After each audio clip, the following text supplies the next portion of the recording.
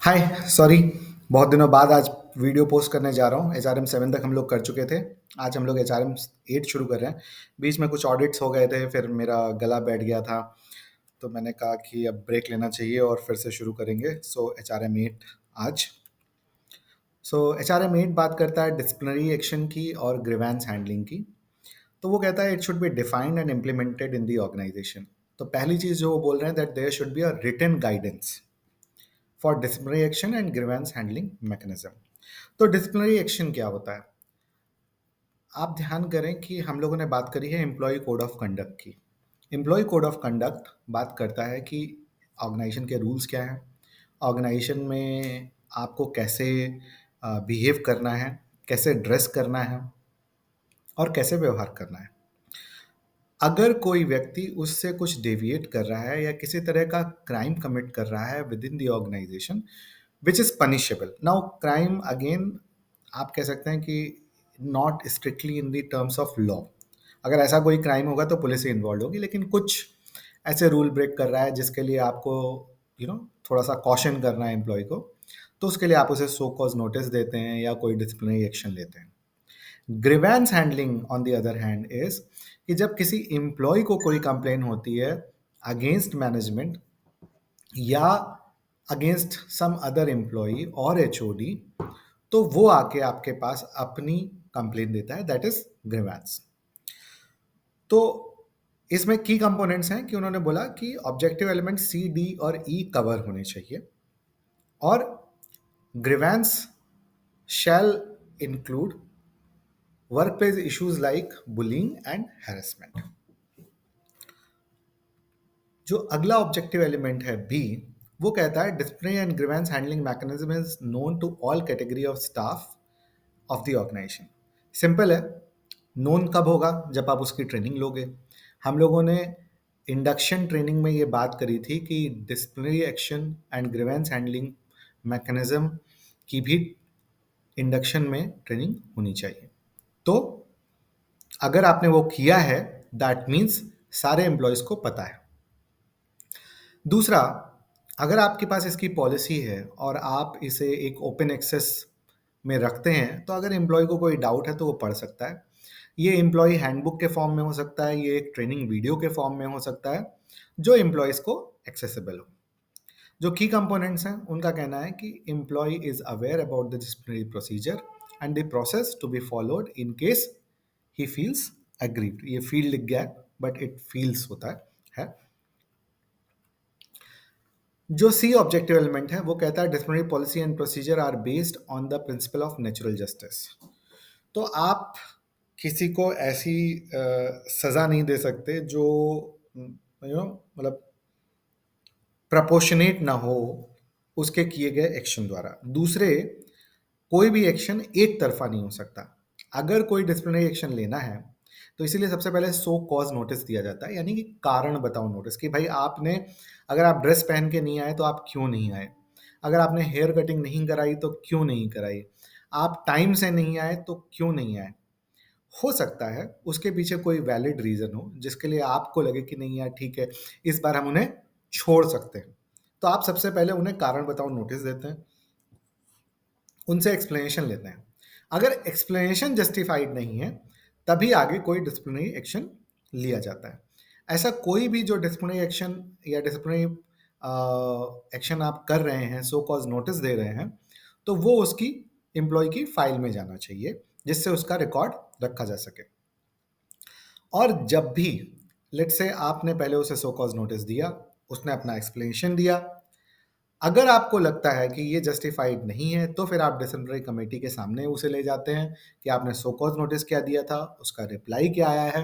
फिर एम्प्लॉय को सुना जाता है और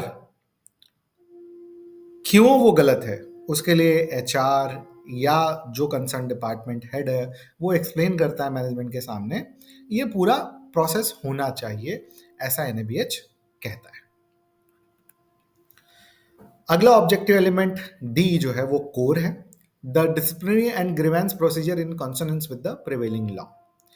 तो लेबर लॉज फॉलो होने चाहिए और अगर आपके यहाँ हॉस्पिटल में 10 एम्प्लॉय से ज़्यादा हैं तो आपके यहाँ एक इंटरनल कंप्लेंट कमेटी भी होनी चाहिए, जिसे यूजुअली लोग विशाखा कमेटी कहते हैं, क्योंकि विशाखा गाइडलाइन के हिसाब से उन्हें बनाया गया था।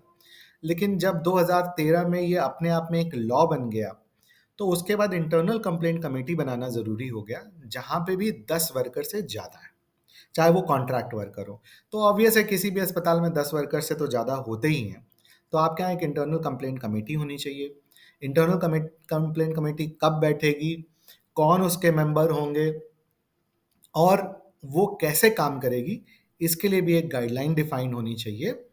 और सेक्सुअल हैरेसमेंट की कैटेगरी में क्या आएगा, इसकी भी स्टाफ की ट्रेनिंग होनी चाहिए। अगेन, ये इंडक्शन के समय ही हो जाए तो बेस्ट है, लेकिन उसके बाद भी आप एम्प्लॉय हैंडबुक में, वीडियोस में इन चीज़ों को एक्सप्लेन कर सकते हैं। अगर आपको लगता है कि आपको इस बारे में ज़्यादा जानकारी चाहिए, तो आप कमेंट में डाल सकते हैं और मैं इस पे भी एक वीडियो बना के डालूंगा कि इंटरनल कंप्लेंट कमेटी में कौन से मेंबर होने चाहिए, कैसे इस कमेटी की फंक्शनिंग होती है। जो अगला ऑब्जेक्टिव एलिमेंट है, that is commitment. There is a provision for appeals in the disciplinary cases. तो लेट्स से जो कमेटी थी डिसिप्लिनरी एक्शन की, उसने कोई डिसीजन लिया। उस डिसीजन से अगर एम्प्लॉय सेटिस्फाइड नहीं है, तो ऑर्गेनाइजेशन को एक अपेलेट अथॉरिटी भी बनानी पड़ेगी। वो अपेलेट अथॉरिटी डिस्प्लेड होनी चाहिए। डिस्प्लेड मतलब वही, again employee handbook, induction training में या यूट्यूब वीडियो में। कि मैं यूट्यूब वीडियो बोल रहा हूँ, आपके इंटरनल वीडियोस भी हो सकते हैं, कोई और प्लेटफॉर्म भी हो सकता है, I am just saying YouTube video. तो वो appellate authority basically disciplinary committee या डिसिप्लिनरी अथॉरिटी से हायर होनी चाहिए। तो अगर कोई डिसीजन ऐसा है जो डिसिप्लिनरी अथॉरिटी का एम्प्लॉय या एम्प्लॉयर को समझ में नहीं आता है, तो वो अपीलेट अथॉरिटी के पास इस मुद्दे को ले जा सकता है, लेकिन बाद में अपीलेट अथॉरिटी का फैसला फाइनल होगा। लेकिन ध्यान रखें, ये इंटरनल कंप्लेंट कमेटी जो सेक्सुअल हैरेसमेंट के अगेंस्ट बनी है, उसके लिए ज़रूरी नहीं है। वहाँ पे अगर अपीलेट अथॉरिटी भी कुछ ऐसा डिसीजन लेती है जो प्रिंसिपल ऑफ नेचुरल जस्टिस के हिसाब से नहीं है, तो वो एम्प्लॉय जाकर डिस्ट्रिक्ट इंटरनल कंप्लेंट कमेटी में कंप्लेन कर सकता है, जो डीएम के अंडर होती है फॉर सेक्सुअल हैरेसमेंट। अगला objective element F, actions are taken to redress the grievance. ये आखिरी ऑब्जेक्टिव एलिमेंट है स्टैंडर्ड का। देखिए, अभी तक हम लोगों ने डिसिप्लिनरी एक्शन की बात करी, लेकिन जहाँ पे ग्रीवांस आता है कि मुझे कोई भी कंप्लेन, ये कंप्लेन कुछ भी हो सकती है। It can be I am underpaid, it can be मेरा एचओडी मुझे जबरदस्ती अपसेंट लगा रहा है, मेरा एचओडी नहीं चाहता कि मैं प्रमोट हूँ, कुछ भी हो सकता है।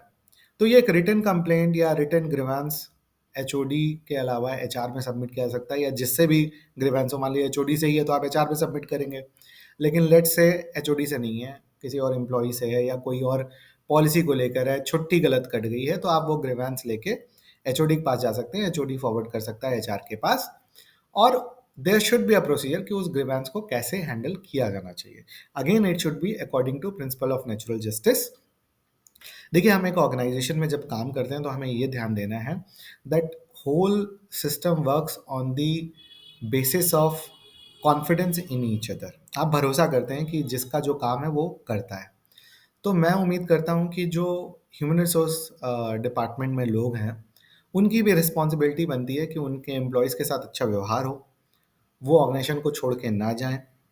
और क्योंकि आप काफ़ी उन पे समय वेस्ट करते हैं, काफ़ी समय इन्वेस्ट करते हैं, सॉरी वेस्ट गलत शब्द होगा, आप काफ़ी समय इन्वेस्ट करते हैं उनकी ट्रेनिंग में, और जिस दिन वो जाता है ना, उस दिन आप उसके साथ अपना पूरा इन्वेस्टमेंट भी उसके साथ भेज देते हैं। आप फिर नया एम्प्लॉय लाते हैं, वो फिर ट्रेन होता है। तो इसलिए ये बहुत ज़रूरी है कि आप एम्प्लॉय को रिटेन करने की कोशिश करें, और अगर छोटी मोटी चीज़ों में ये चीज़ें एड्रेस हो सकती हैं, छोटे मोटे एफर्ट से ये सब एड्रेस हो सकता है, तो आप उसको ज़रूर करें। आई होप आपको ये सब समझ में आया होगा। अगर आपको इसमें कोई भी कंफ्यूजन, डाउट या सजेशन हो, please do write in comment and I will try to improve.